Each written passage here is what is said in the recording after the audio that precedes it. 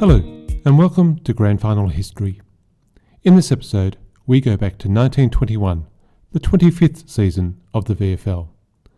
The fallout from the First World War continued into 1921.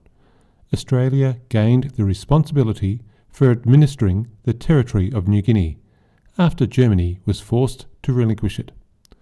A few footballers have made it to the league level, from Papua New Guinea, Mal Michael, who won 3 premierships with Brisbane, being the most successful. 1921 was also a time for discussion on the correct way to observe Anzac Day. With the war and its impact still fresh in people's minds, the way to mark the day was evolving. At this point, it was not yet a public holiday in Victoria, although it was a federal holiday. Adding to the possible confusion was the fact that in 1921, the Victorian Labor Day holiday would fall on Monday, 25th of April. An article in the Argus in February was strongly of the opinion that Anzac Day should be for solemn observance. If football and races were allowed, it would just become another holiday. Football would, in time, be played on Anzac Day and be a source of continuing tension with organisations like the RSL, until Kevin Sheedy came up with the concept of a single Anzac Day match between Essendon and Collingwood. Ironic, given that Essendon stood down for much of World War I. But we'll explore that further in an episode far into the future. One other important development in 1921 was the discovery of insulin at the University of Toronto. Diabetes had been recognised as a disease for over 3,000 years. With the discovery of insulin, work on treatments for diabetes began with successful results as early as 1922. There have been many footballers with diabetes play at the highest level, thanks in part to ready access to insulin. And on a domestic level, the pop-up toaster was patented in America in 1921. Sliced bread would come a few years later. On football matters, Essendon was starting the process of looking for a new home with the loss of the East Melbourne ground scheduled for 1922. The club had been playing there for about 40 years, choosing the location when they joined the VFA as there were no enclosed grounds in Essendon. They had a year to sort things out, and in February there was already discussion in the press about their options. Essendon City Council were keen to have the club play on a local ground, minutes from the Essendon train station, now serviced by speedy electric trains. There were also rumours of a merger with a VFA club to gain access to their ground. But which one? Even the Camberwell football ground was supposed to be on offer, which would have put the team even further from the suburb that they were named after. In April, the Argus made it clear that Essendon were looking to use North Melbourne's ground at Arden Street. Given North Melbourne were one of the leading VFA teams, this was not going to be welcomed by all. By June, the prospect of Essendon moving to Arden Street and merging with North Melbourne was openly discussed in the press. Many North supporters had been frustrated that their club, one of the pioneers of the game, had been blocked from joining the league, and welcomed the option of joining forces with Essendon if this would get them into the Premier competition, albeit as North taking over Essendon. By late June, the City Council agreed that Essendon could have the Arden Street ground, despite a letter from the Essendon City Council asking that the decision be deferred so as they could finalise their offer. The VFA were not happy and declared they would not take the decision lying down, while North Melbourne said that there was no truth in the rumour that they were contemplating a merger with Essendon, nor could they say that they would reject such a proposal. Things began to get messy after the Melbourne City Council's decision to allow Essendon access to Arden Street. On Saturday, July 2nd, it was reported that North Melbourne were resigning from the VFA. Their game with Williamstown was cancelled, and a flurry of player applications for clearances was received. The president of North Melbourne, Brady Devaney, openly stated that North Melbourne has for years been anxious to get into the league, and this is the only way. It seems their risky strategy was to get a critical mass of players to Essendon, and with many of their members being based in or around North Melbourne, They would be the powerful partner in a merger. There were two problems. Essendon were not yet on board with a merger, and the VFA would fight tooth and nail to keep control of the strategically placed Arden Street ground. At this time in Melbourne's development, Arden Street was a prime venue, with access to a large population north of the city, serviced by public transport, and with one of the best playing surfaces in the city. The VFA appealed to the state government, and in August the Minister for Lands vetoed the council's decision. In October, things were still unclear. The Herald reported several possibilities, ranging from Essendon disbanding to the potential for Essendon to share Victoria Park with the Magpies, a pair of co-tenants that would have made for some interesting history if that scenario had unfolded. Despite the opposition of the Essendon VFA club, Essendon quickly made the decision to go with the Essendon Recreation Reserve, better known to all as Windy Hill. Essendon had a club and a ground. North Melbourne had no club to play on its now controversial ground. By the end of the year, North had reformed and was admitted back in the VFA, although with an entirely new committee, and any player that had transferred to a VFL club was banned. The VFA had won this battle, but we know that North would eventually make their way to the VFL, but that is for a future episode. The other fallout was that the Essendon City VFA club, having lost the use of Windy Hill, decided that they would merge with North Melbourne after presenting their 2 premiership cups to the Essendon City Council. So North did get to merge with Essendon, but not the VFL club that they were targeting. Another big news item in the pre-season was the move of Roy Cazaly, after 99 games with St Kilda, to South Melbourne. He had played in a grand final in his 3rd season, but the club had not been successful, and the divisions between players and committee must have made it a difficult time. Robert Allen's book, Cazaly, tells the story of how he had tried unsuccessfully to move to Carlton, the club he had supported as a child, several times across the years. But when St Kilda finally released him, South Melbourne claimed him because he lived in their district. He would have success at South Melbourne, but in 1921 the now immortal phrase, "Up there Cazaly," was born. Fred Fleeter, known as Skeeter, played in the ruck alongside Roy Cazaly. He was the one that coined the phrase, yelling, "Up there Cazaly," to encourage him to fly to take one of his renowned high marks. Some South supporters at a game early in the season overheard the call and took it up themselves. Before long, it was synonymous with Roy Cazaly, the crowd encouraging him as he flew high above the pack. The call took on a life of its own, becoming a battle cry in World War II. The playwright Ray Lawler included it in his play The Summer of the 17th Doll, which, as a staple of Year 12 English for many years, kept the call going in some way. And then, in 1979, Mike Brady turned it into a TV theme for Channel 7, and then a massive single, which is still rolled out every year at Grand Final time. A real piece of Grand Final history that can be traced back to 1921. One change that was implemented in 1921 is still with us today.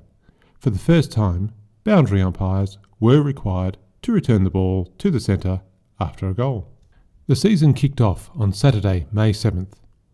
The Herald's preview captured the pent-up excitement, predicting 80,000 people to go to the various games. It was a fine day, and Richmond unfurled their premiership flag at Punt Road while hosting Carlton. When the Tigers first entered the league, Carlton was the team they could not beat for 10 years. Now they were the reigning premiers. But, sadly for the Tigers, it was the Blues adding another win to a lopsided count between the two clubs, after a fast game between two clubs favoured to do well this season. Fitzroy had finished the 1920 home and away season second on the ladder, having just lost 2 games. But they also lost their opening game to Collingwood. South Melbourne hosted St Kilda, and the Saints scored 6 goals straight in the first quarter to South Melbourne's 5-1, which might have indicated some effective goal-kicking practice in the pre-season. But in the end, South would win by 1 point, with Roy Cazaly kicking 2 goals against his old club. Melbourne and Essendon had the close result for the day. Essendon players left the field disappointed, as the scoreboard showed them 2 points behind. However, after the game, the goal umpires confirmed the correct score was a draw. Good news for Essendon, but disappointment for Melbourne. It was not the last tied result for the season. 1921 would see a record number of close results, with 5 draws and 4 one-point games. The treatment of umpires came into focus after round 3. During the previous season, the umpires had firmly requested that the league provide them with appropriate protection from the crowds. After being abused and threatened by Fitzroy supporters after a game against Richmond, umpire Norden, a 15-year veteran with 3 grand finals to his name and the president of the Umpires Association, declared he had had enough. The league, however, seemed to be more focused on the umpire's performance. Before round 4, they held a special meeting and urged uniformity in interpreting the holding the man rule, a call that continues in games today.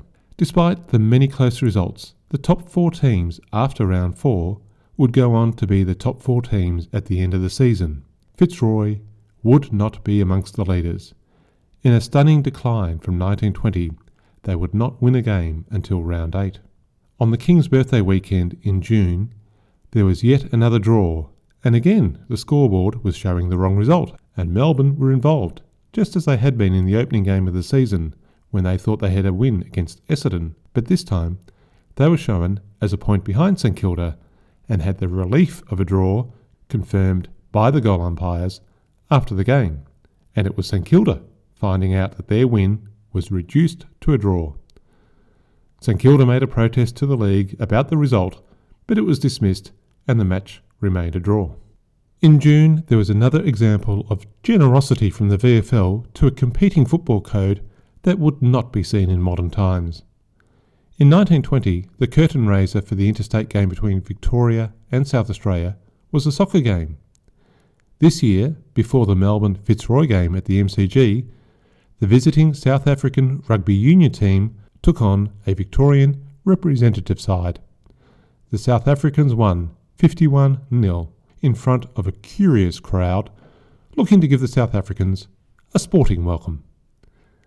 Geelong were moving with the times in July when they announced they would install a hot water system and a hot water plunge bath, luxuries that previous generations of Geelong and visiting teams had done without. In news that saddened and shocked Melbourne, Carlton's rover, Lyle Downs, collapsed and died of a heart attack after training on Thursday, the 7th of July. He was just 24. 2 years earlier, he had collapsed during a game and was warned by a doctor that his heart was weak and that he should stop playing football. Advice, sadly, ignored. The following Saturday was already expected to be one of the biggest games of the season. Carlton, undefeated and on top of the ladder, hosting third place Richmond. Flags flew at half-mast, and players from both clubs wore black armbands. Carlton honoured their teammate and won easily by 51 points. The following week, St Kilda achieved another one of their unique records when they hosted Fitzroy at the Junction Oval. In the opening round, the Saints had kicked 6 goals straight in the first quarter, on their way to a respectable 10-goal 6 for the game, a score that might have given supporters hope that their team had benefited from goal-kicking practice. Sadly, any benefit was long gone by round 11. In 4 quarters of football and 18 scoring shots, St Kilda could not manage one accurate kick. Their score of 0 goals, 18 behinds, was all the more painful because Fitzroy only had 14 scoring shots but managed to kick 6 goals and win by 26 points. Perhaps not as bad as their 1899 game against Geelong when they only managed a single behind for the entire game, but in some ways even more frustrating given that they had 18 shots at goal. Making things even worse for Saints supporters were some of the match reports that said St Kilda were the better team, except for their kicking at goal. Things did not get much better for the Saints the following week when they took on Carlton. In an era of low-scoring games, the Blues kicked a club record of 22 goals, 10 behinds, to beat the Saints by nearly 100 points. Horry Clover kicked 13 goals from centre-half forward in a dominant performance. Games went on hold during August due to the Interstate Carnival, which was held in Western Australia for the first time. Given the cost and logistics involved in travelling to Perth, only Western Australia, South Australia and Victoria participated. Travelling to Western Australia required a long, monotonous train journey with many stops at wayside stations where the Victorian and South Australian teams got off the train for some kicking practice. It is a scene worth picturing, the best footballers from two states surrounded by the vastness of the Nullarbor Plain, kicking footballs as they waited for a train to pass. Western Australia beat Victoria after a dramatic final moment in their game. Dick Lee had marked within scoring distance. A goal would win the game and possibly the championship. As he prepared his place kick, he decided to play on. Nipper Truscott tackled him and the final bell sounded, giving victory to the home team. Western Australia then beat South Australia to take out the championship on home soil, a popular result in the West.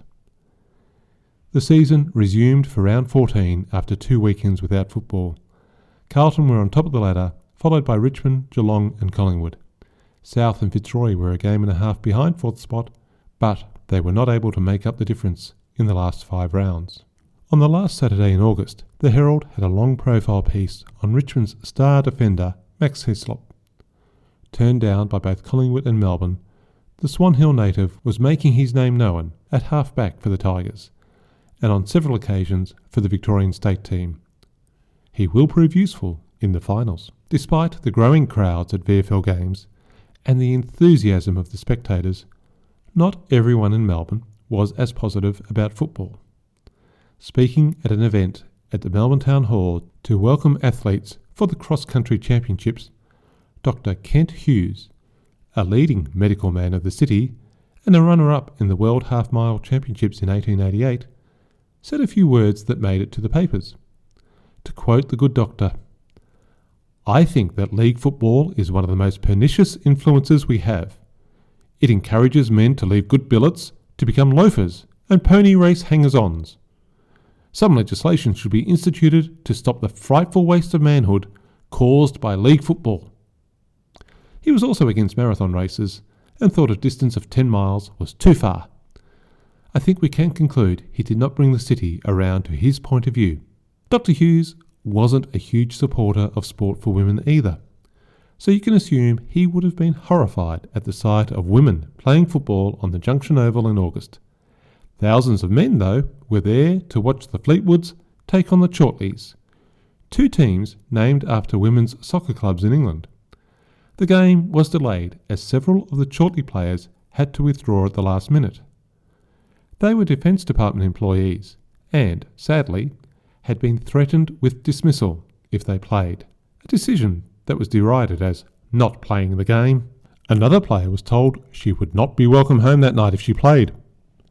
The captain of the Fleetwoods shared some of her team with the Chortleys, and a 13-a-side game was played.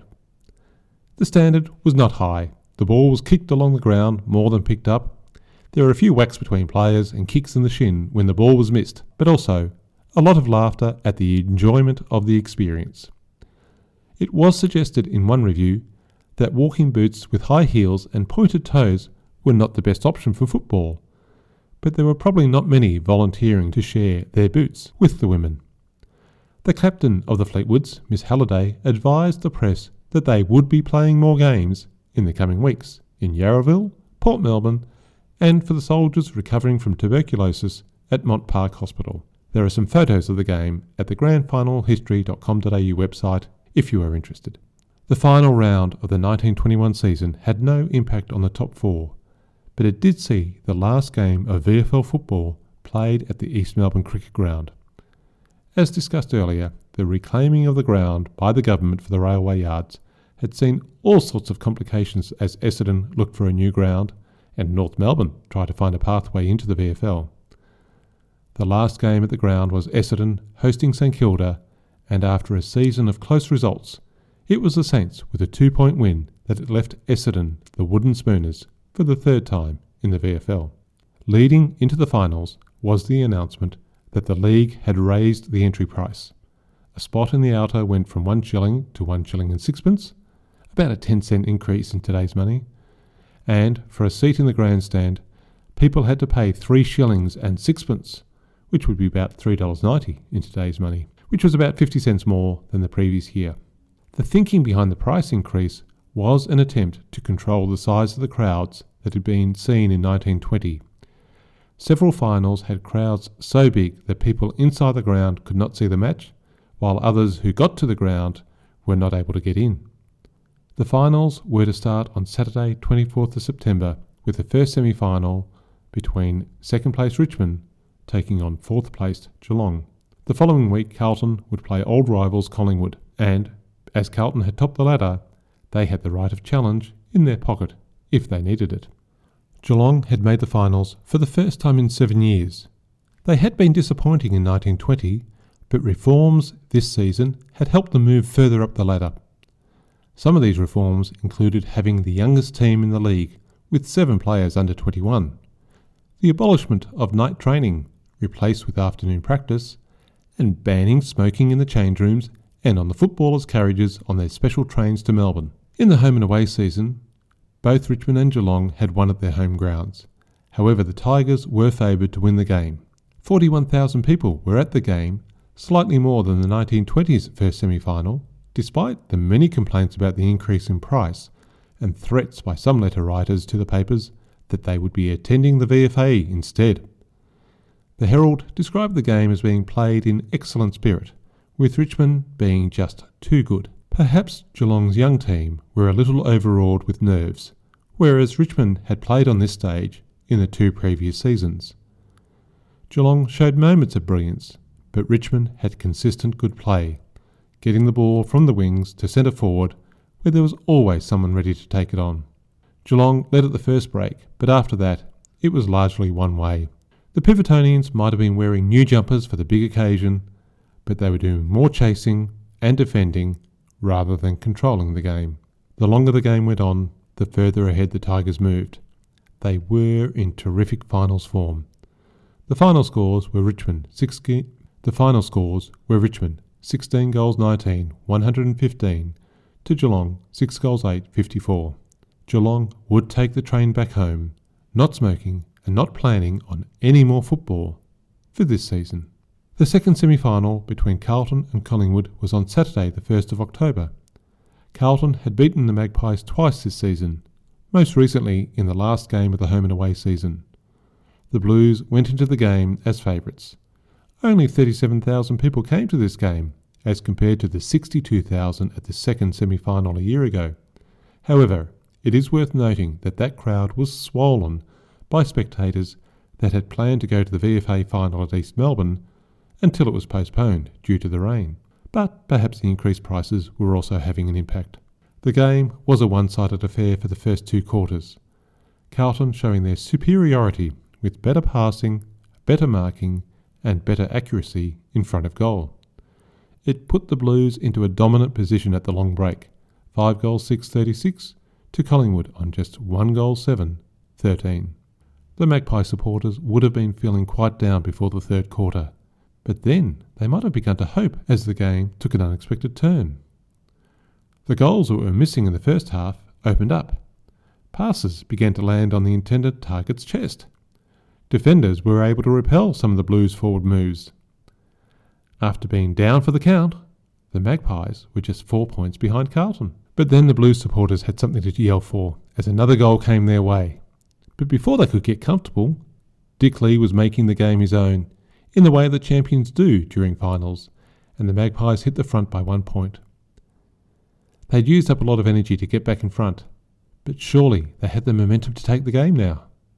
However, Carlton was not to be outdone, and when the timekeeper rang and then rang the bell again to end the thrilling quarter, the scoreboard showed Carlton had edged a little further in front, 7 goals 7, 49, to Collingwood, 6 goals 9, 45. After a first half of terrible kicking in the forward line, the Magpies had scored 5 goals 2 in the quarter to give themselves a chance of knocking the top team off. But the last quarter saw the Blues finish just a bit stronger, kicking 2 goals to Collingwood's single to take the semi-final by 13 points. It had been a game of 2 halves, but Collingwood had let the Blues get too far in front and were not able to compete the miracle comeback. Their season was over. Carlton would take on Richmond in the final, 1 win from being premiers in 1921. But before we get to that, we should note how supporters have always used the latest technology to keep up to date with their sporting heroes. Today's fans can follow their players using the latest social media apps on their smartphones. In 1921, it was a small boy wandering onto the MCG at 3/4 time to take pictures of his heroes with his box brownie camera. The footballers were happy to be snapped, and the lad had the time of his life, even snapping some pictures of the umpires, some great photos to share with his mates, even if he would have to wait until the film was processed and the pictures printed. Not the instant share that we can do these days. The final was scheduled for Saturday, 8th of October. If the Blues won, they would be premiers. If the Tigers triumphed, it would mean a grand final match, as ladder leaders Carlton had the right of challenge. Richmond would take an unchanged team into the final after a week's rest. Carlton had 2 changes to the team. Horry Clover had kicked 4 goals in the second semi-final against Collingwood, but twisted his ankle and could not play. Although only in his second season, his skill and agility in the forward line would be a big loss for the Blues. Croft McKenzie was also unable to front up, and into the team came Perth Dakin, who had played most of the season, and Eric Bickford, who had missed the second semi, but had played most of the second half of the season.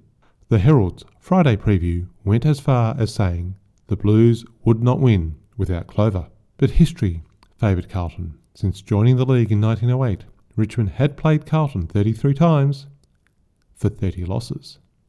But would history be playing when the teams took to the field? 43,000 people were at the MCG for the game, well down on the 57,000 for the final in 1920, so the price rise was helping to solve the overcrowding problem, but perhaps a little too well. While the 2 semi-finals had been disappointing for many spectators, being relatively one-sided affairs, the final was a close-fought match and became one of the most unusual games of football ever played at the MCG. It was truly a game of 2 halves. In the first 2 quarters, it was a dashing game, full of bumps, but with the Tigers having the edge. Their accuracy was one key advantage in what was a do-or-die game for them. They had the wind in the first quarter and took full advantage to kick 4 goals 2 to the Blues, 1 goal 4. One incident stood out for many in the first quarter. There was a confrontation between Richmond's Donald Don and Carlton's Jack Greenhill. Don was seen walking away from the incident, blowing on his knuckles. Richmond kicked the first goal of the second quarter, but after that the ball spent more time in Carlton's forward line. But the pressure of Richmond's defence meant that the Blues were taking hurried shots at goal, resulting in a string of 4 behinds. It was not until a free kick was awarded to Perth Dakin in the goal square that Carlton got their second goal, just as the bell rang to end the first half. The scores had Richmond in front by 13 points. 5 goals 5 to Carlton on 2 goals 10. The players went in for a rest. The supporters were entertained by a band playing A Perfect Day.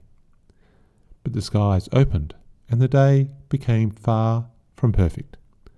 Hail, the size of pigeon eggs, as described in the papers, was blanketing the surface and pelting anyone without shelter. Umbrellas were shredded. People looked for cover wherever they could get it, surging into bars if they could. In 1920, the Members Stand was invaded because the crowds in the outer were so large. Now, people in the open looked at the Members' Grandstand across the ground and decided they needed shelter now. Many jumped the fence and ran, slipped and slid across the ice. There were falls, and some people kept sliding where they fell. They took up their places in the Members, soaked but out of the rain that continued to tumble down. As the afternoon wore on, a bank of steam was seen to rise from the sodden spectators. In the city, buildings were inundated, skylights smashed, and the streets took on an appearance of rivers. Outside St Paul's Cathedral, the ice was a foot deep, burying the road and the tram tracks. At the VFA final in East Melbourne, the game was abandoned and 10,000 people left the ground.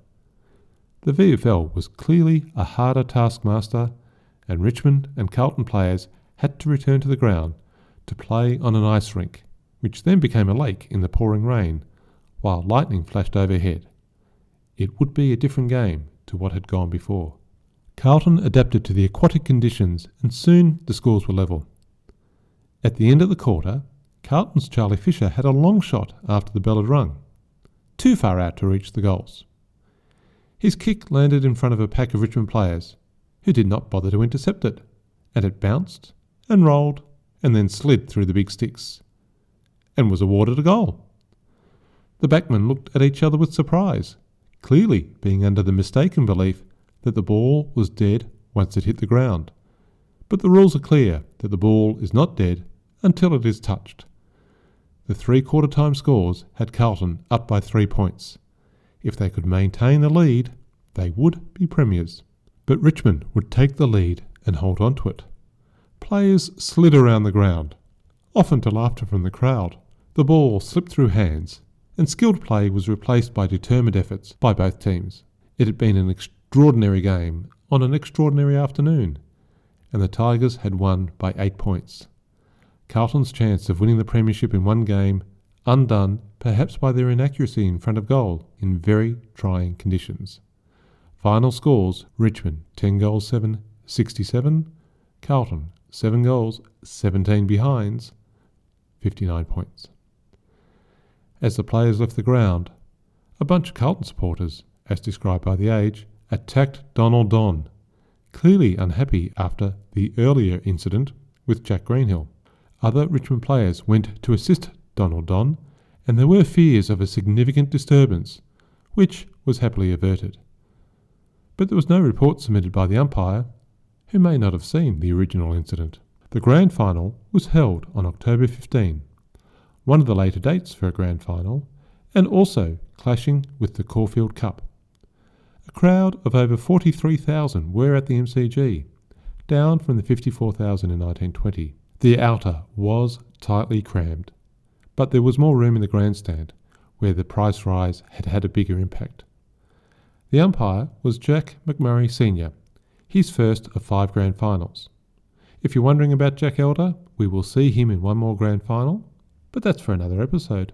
Jack McMurray had been a VFA umpire between 1913 to 1915, but when the VFA went into recess, he moved across to the VFL, umpiring his first match in 1917.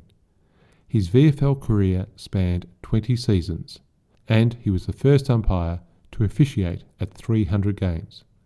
He retired after 305 games at the age of 47. Running the boundary was former South Melbourne captain and dual premiership winner Vic Belcher. He would join Collingwood's Lardy Tulloch as one of the 2 men to have won a premiership and umpired a premiership game, although Lardy was the field umpire in 1907. Richmond's captain-coach was Dan Minogue, following up from a successful 1920 season when he had joined the Tigers after returning from the war and not returning to Collingwood. He would be on the hunt for Richmond's second premiership. Carlton's captain was Gordon Green, a rover originally from Yarrawonga who was brought down to the Blues by former skipper Jim Flynn in 1911. He made the Victorian team in 1913 and played in Carlton's back-to-back premierships in 1914 and 15. He then signed up for the Army and was 29 in the 1919 season when he made his return, playing in the forward line before shifting to the centre after taking the captaincy over from Rod McGregor. The grand final would be his last game for the Blues before he moved back to the country, having played 92 games across 10 war-interrupted years, scoring 85 goals. The Blues coach was Norm Clark, who had coached Richmond to runners-up in 1919 before returning to Carlton in 1920. Horroclover was returning for Carlton, wearing a special boot designed to relieve the strain on his ankle. Richmond would have the same team as they had had for the semi and for the final. The curtain raiser was the Junior League Grand Final between Essendon and minor premiers Collingwood, making up, perhaps in a small way, for the seniors, who had won the wooden spoon, And the club, who had lost its ground, it was Essendon, winning in a close and exciting game, 10 goals 9, 69, to Collingwood's 8 goals 13, 61. Kikero in the Herald tipped the Blues, but the general public was behind the Tigers. There was a huge cheer from the crowd when they entered the ground. The Tigers had the wind in the first quarter and were the stronger team initially, but as the quarter went on, Carlton played themselves into the game. Clover's high marking showed what the Blues had missed out on the week before, while Richmond continued to focus on their passing game. The rain continued to fall in the quarter, making the ball slippery, and the ground, which was still showing the effects of last week's soaking, also made attacking football difficult. At quarter time, it was the Blues with the advantage, 2 goals 2-14, to the Tigers on 1 goal 2-8. The second quarter saw Richmond again with the early attacks into their forward line, but they were not able to put the score on the board. Then Carlton moved forward with Clover passing to Bert Borromeo, who got the Blues' third goal to put them in a strong position on a wet day. Both teams were working hard, and in a strenuous game there were a few blows landed. Umpire McMurray could be heard telling the players to keep those elbows down. Richmond's passing game had fallen away, and they had not kicked a goal in the second quarter, giving Carlton a position of strength in a low-scoring game. The half-time break saw the Blues leading 3 goals 4-22 to Richmond on 1 goal 3-9. The long break must have been more refreshing for the Tigers because right from the start of the third quarter they were into attack. Dan Minogue passed to Mel Morris, who kicked onto George Bayliss, who goaled without a Carlton player touching the ball. After missing the 1920 premiership through illness, Bayliss was keen to make an impact in this game. And make an impact he did, because halfway through the third quarter, he scored his second goal to get Richmond within a point. It was game on, and the crowd knew it. Carlton's rover, Stuart McLauchie, drew the crowd's displeasure when he was penalised for holding the ball in front of goal. Clearly unhappy about the decision, he hurled the ball over the fence, a 50-metre penalty in the modern game, just some boos from Richmond supporters in 1921. The bell for three-quarter time saw the Blues in front by just 2 points, 3 goals 6 to Richmond on 3 goals 4. It had been a long season, starting in the beginning of May, and now on the 15th of October, one final quarter would decide the premiership. The Blues moved into their forward line first, but Richmond's Barney Herbert was pushed in the back and he was able to clear the ball with a free kick. The ball moved into Richmond's forward line and Hugh James, eluding 3 Carlton defenders, kicked the goal that put the Tigers in front for the first time in the game. The roar from their supporters shook the stand. Carlton moved into attack, and Vic Thorpe, who had been a rock at fullback all day, dropped a simple mark, and the Blues got a point closer. Just a point, but every score was so important in this tight game.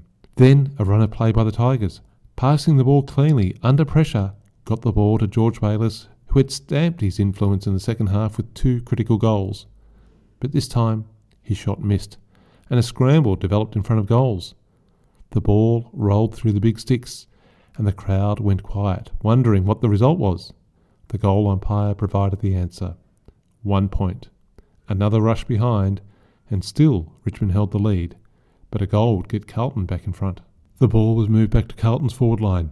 Horry Clover took a mark tied up against the boundary line. His centering kick was marked by Richmond's Donald Don.